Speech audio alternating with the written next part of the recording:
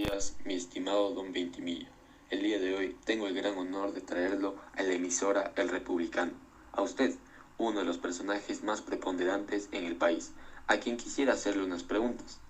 Espero que se encuentre muy bien, pero no me inmiscuiré en detalles. Para empezar, desearía conocer el por qué usted, un personaje de renombre en el país, fue condenado al exilio en el año 1869. Buenos días. Puesto que no logré dar un golpe de estado adecuado frente al retrógrada malnacido, incapaz de avanzar de Gabriel García Moreno, fue ocasionada mi deprimente humillación y posterior derrota, siendo atrapado por esos seguidores suyos, los cuales fueron parte de mi sentencia al exilio, que tanto recorre mi mente y legado. Al parecer usted no está de acuerdo con los ideales del señor Gabriel García Moreno, y por la forma de deplorar su imponente forma, veo que guarda un tremendo rencor hacia él. ¿Podría decirnos si tiene alguna relación con este mismo? ¿Son familiares, antiguos amigos, actuales enemigos? ¿Qué mismo? Claro que tengo relación con ese hombre, aunque siendo realistas mi odio contra él supone una gran separación entre ambos. Aunque decidiría que no fuese así, él es mi tío político, puesto que se casó con mi tía, Rosa Scasubi. Es más, yo fui su guardaespaldas cuando él fue gobernador. Bueno, esta es una entrevista, no una obra de romanticismo en la que nos pondríamos nostálgicos. En fin, yendo más adelante en su vida, apreciamos que usted logró llegar al mayor cargo político en la patria. ¿Cómo lo consiguió? Una vez acabado el exilio al cual fui condenado, me alié junto con tropas liberales y logré derrocar a su sucesor, el lacayo del tan estimado Gabriel García Moreno, Antonio Borrero Cortázar. Al hacerlo, sentí como la euforia llenaba mi cuerpo, y una vez este fue derrocado, tomé el poder del Ecuador y cambié la carta negra como debía hacerlo en un principio. Interesante, pero el hecho de odiar tanto a Gabriel García Moreno no es un pretexto para desprestigiar a hombres que habrían contribuido con el desarrollo político. En fin, porque tampoco sé qué hizo de bueno ese tal Borrero. He oído que durante su gobierno usted contribuyó de manera significativa a las artes y al comercio. ¿Cómo lo hizo mi estimado ilustrado? Como una de las principales obras que hizo este papi por la patria, para el fortalecimiento de las bellas artes del Ecuador, puedo destacar la creación del Teatro Nacional Sucre y el avance que formaría parte del cambio del comercio, como lo es el ferrocarril, uno de mis más grandes acabados políticos. Hasta uno de los puentes de renombre de la época, el puente de Chimbo, lo construí yo, ya que este comercio únicamente era transportado en una misma región, y gracias a esto logramos comunicarnos y agruparnos en un solo país. Además de poder ayudar a uno de los aspectos más importantes, como es la educación, logré el restablecimiento de una de las universidades que hasta la época se conserva en este hermoso país. Por supuesto que estoy hablando de la Universidad Central del Ecuador. Sin embargo, mis acciones no satisfacían por completo a los ineptos cargos del gobierno. Dijo usted que llegó a ser presidente con una patada en los huevos estatales. ¿Cambió usted la constitución del Ecuador al llegar al poder? Claro que tuve que cambiar la constitución creada por el déspota de Moreno. Este era el máximo exponente del conservadorismo, y lo hice en la segunda convención de Ambato.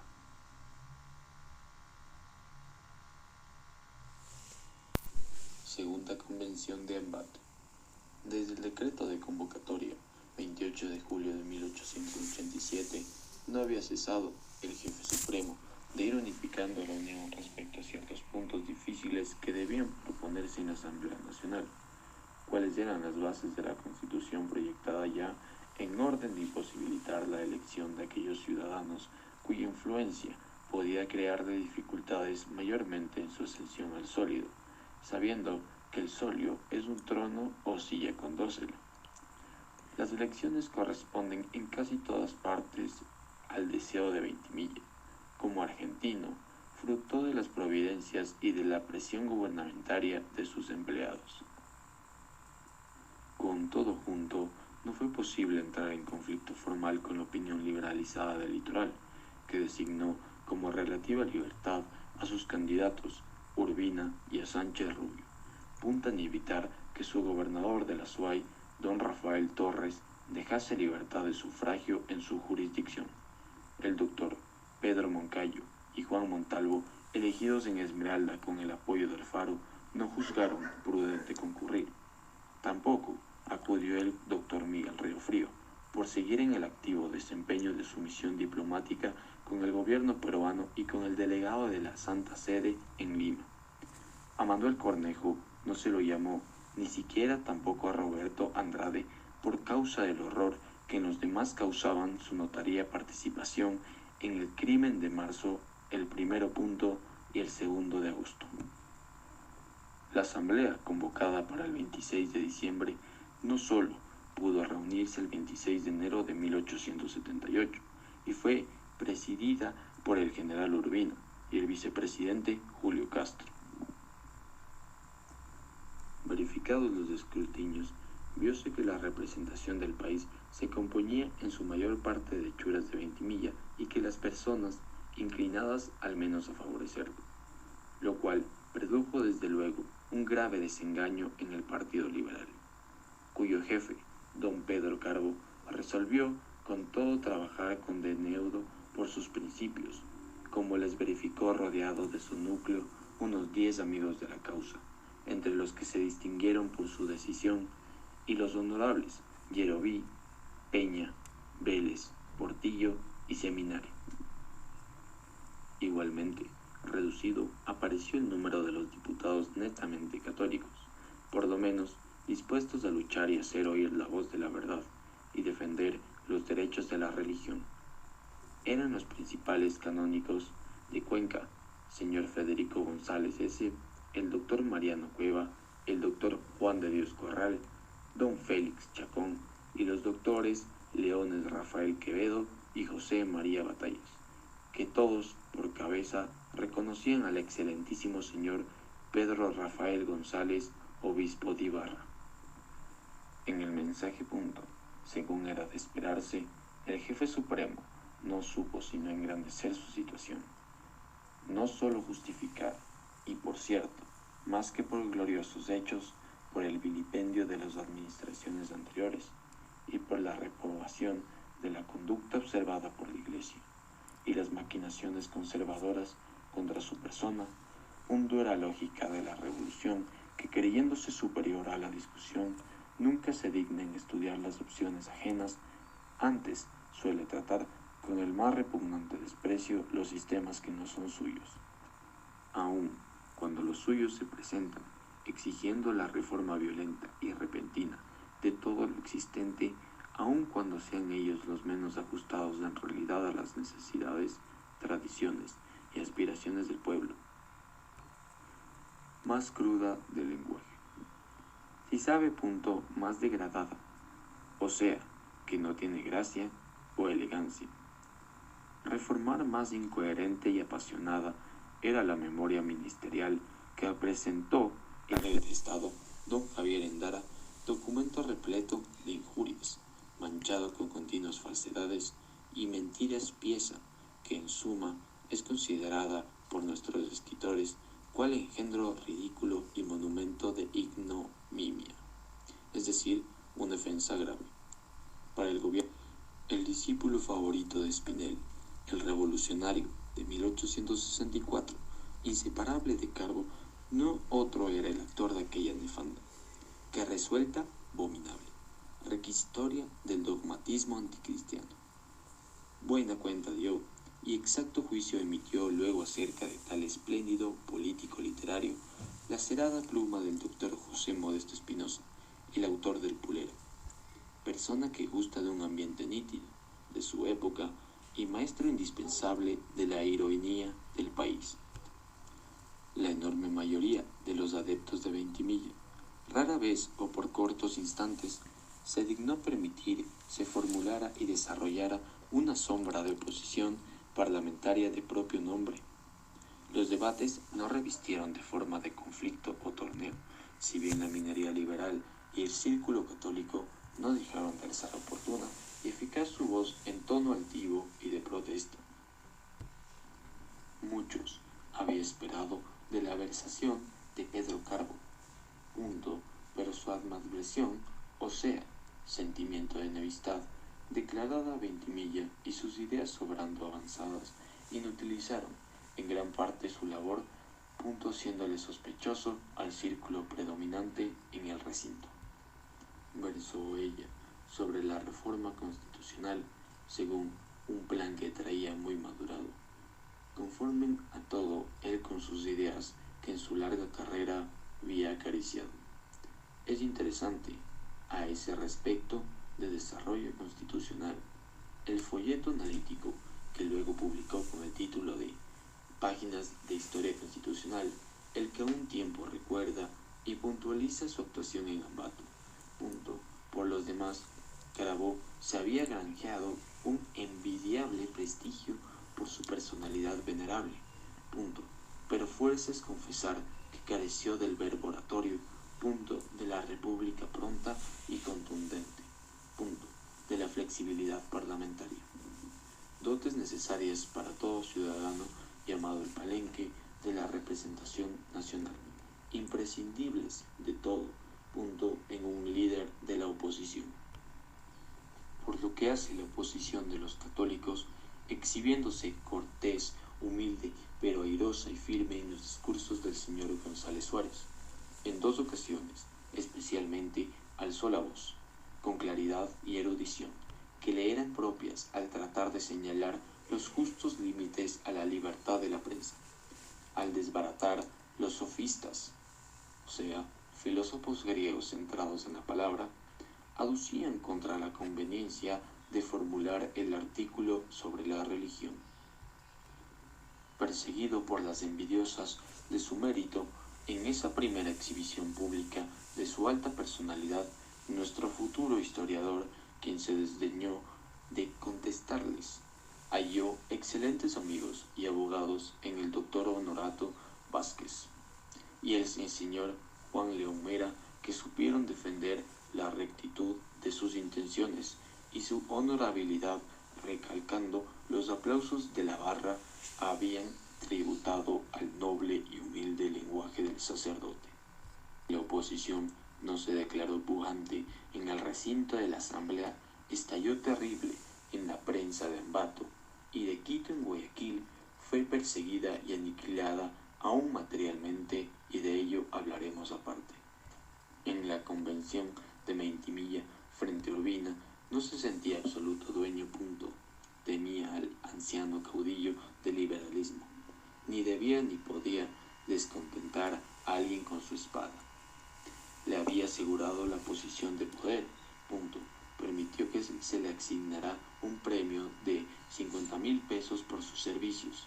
Confiósele el cargo de general en jefe y fue nombrado plenipotenciario de Chile. Por un alarde de generosidad, Ventimiglia influyó para que se dictara un decreto de amnistía completa en favor de los emigrados y procesos políticos, si bien Urbina, luego de restringir tan generosa medida con la condición de tener la autorización individualizada del Ejecutivo, presidente, vuelto a la capital, no dejó a otro su ejecución. Él mismo se dirigió al Panóptico y abrió las puertas de los prisioneros de noviembre. El desfile desvuelto resultó un triunfo para los jefes conservadores y un bochorno muy sensible para el presidente. Extendió igualmente el decreto a los miembros perseguidos del clero. Pero el vicario de ante razas otros restituirse a la libertad. Protestaron con vigor de las expresiones en que el sesionario daba por supuesto en su causa un delito político, ni admitían la perpetración de delito alguno sobre que hubiese de recaer el perdón o indulto. Una ventaja muy apreciada obtuvo el presidente en la duplicación de los honorarios de su cargo, que ya de jefe supremo había fijado en 24,000, lo que causó tanto peor impresión cuando que no se había modificado el sueldo de los nuevos empleados. El asunto representaba a un consejo muy desfavorable con García Moreno, que había practicado una conducta diametralmente opuesta. Agravio sea aún la penosa impresión posteriormente al ver que el presidente no sería opuesto aún durante las larguísimas ausencias en Guayaquil, sin perjuicio de los honorarios del designado. Con el mayor ahínco, Ventimilla en sí y trabajaba por no salir de la relativa dictadura que le había proporcionado las facultades extraordinarias. Resuelto en un intento, no perdonó a medio alguno. Con el fin de vencer la oposición de los representantes remitentes, púsoles delante las armas del norte, los primeros conatos de Alfaro, el desenfreno de la prensa de la oposición, pero no arrancó la victoria, sino mediante un argumento de género escénico, que produjo en el parqueísta gran inmediato resultado. Del fuego prendió de su orden en un cuartel, mención pareció en efecto confirmar que la revolución rugía en derredor las mismas puertas de la asamblea. En consecuencia, la convención, entre paréntesis, volvió a quitar al pueblo las garantías que acababa de otorgar en la Constitución, y las facultades que habían de durar indefinidamente vigentes para apropiarse del liberalismo imperante. Última Guerra del Pacífico. En 1879 estalló la última guerra internacional entre repúblicas andinas, cuya ocasión dieron pretensiones de posesión dudosa sobre el territorio de Atacames y ciertos derechos de explotación. Bajo esta dominación, entendiéndose una extensión inmensa del litoral, inhabitable en verdad, pero rica en productos químicos, nitratos particularmente, de incalculable utilidad en la industria y la agricultura. Ese desierto, que se creyera sin importancia económica, se convirtió un día en un centro de activa fructuosa explotación. Los trabajadores y empresarios chilenos se espreciaron por todo él. Fuese la parte boliviana o chilena, esta actividad incontenible, más considerable sin comparación que la boliviana, no dejó de introducir, como se temía, una lamentable confusión en la población, en los intereses y en todos los ramos de la administración, la cual vino a crecer en tales proporciones que Bolivia se veía cada vez más impotente a hacer efectivo su dominio y su autoridad. Diose en primer corte en 1866 con declarársela como una zona disputada por las dos repúblicas, y otro, a los pocos años, cediendo Chile todo derecho de soberanía en aquel distrito, pero bajo el pacto solemne de no ponerse contribución alguna a la compañía explotadora por parte de Bolivia. El Perú, mientras tanto, que ansia el monopolio del salitre, surgió la idea de echar mano en la contribución, idea que entró en varias realizaciones del día en que Perú prometió a Bolivia su apoyo, y firmó con ella una alianza secreta defensiva. Chile se negó a pagar la contribución y propuso el arbitraje, a lo que contestó Bolivia con la expropiación de las salitierras. Entonces el Perú resolvió intervenir en el conflicto en son de alejarle, pero tal mediación no era ni podía parecer sincera, siendo el mismo parte interesada, y notaria la opinión en gran parte favorable al plan de sustituirse a Chile en la explotación de Atacames. Declaróse en breve la guerra, descubrióse al punto la alianza que la volvía posible y no faltaron mediadores oportunos para atacar la discordia. Por desgracia, irritado con la perfidia y la condición impuesta por los aliados de desocupar previamente el país, Chile no pudo acceder a la posición. El Ecuador, sin embargo, no podía permanecer impasible espectador de la contienda. No se contentó con protestar de su absoluta neutralidad, sino que, aunque débil pero militar, hizo laudables esfuerzos para prevenir diplomáticamente un conflicto que se temía tan sangriento como escandaloso. El primero conato provino de Colombia, cuyo gobierno propulsó la reunión de un Congreso americano para resolver las numerosas cuestiones internacionales del continente. Tales asambleas antificciones que en pocas de paz pueden lograr abundantes frutos de concordia y buenas inteligencias, en tiempo de guerra y en el desborde de las pasiones políticas, ven reducida su acción a simples votos y consideración humanitarias, ineficaces en absoluto para callar los gritos del amor propio herido de los pueblos. Todos se declararon neutrales y la guerra estalló con un estruendo el 15 de abril. Bolivia con sus soldados arrojados y el Perú con sus fabulosas riquezas no se encontraban en condiciones de ofrecer una resistencia ventajosa a las legiones perfectamente organizadas, preparadas y equipadas con la República de Chile. Baquedano y sus 25.000 hombres triunfaron en esta doble jornada de los 40.000 soldados de Piérola. Una vez más, la táctica, la disciplina y el valor se habían sobrepuesto a los formidables y modernos aprestos de la defensa. Lima se rindió sin condiciones el 16 de enero de 1881. Una guerra formal siguió de la de las guerrillas, hasta que, precioso de poner fin a la anarquía, el general peruano Iglesias, con la completa autorización, vino en abril las conferencias de paz, las mismas que terminaron con el Tratado de Ancón el 22 de octubre de 1883.